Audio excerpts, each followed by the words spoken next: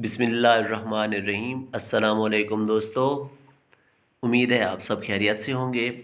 آج کا جو ٹوٹکا ہے وہ بہت ہی کمال کا ٹوٹکا ہے، انشاءاللہ اس سے آپ کو بہت زیادہ فائدہ ہوگا۔ تو آج کا جو ٹوٹکا ہے اس کے جو فوائد ہیں، دماغی کمزوری کو ختم کرتا ہے، اس کے علاوہ نظر کی کمزوری ٹھیک ہوتی ہے، اور نزلہ زکام جن لوگوں کو رہتا ہے ان کے لیے بہت ہی مفید ہے۔ تو جو اس کے اجزاء ہے اس میں آپ نے لینا ہے جی 1 پاؤ ہریر کا مربع، آدھا پاؤ میٹھے بادام، 1 چٹانک سونف،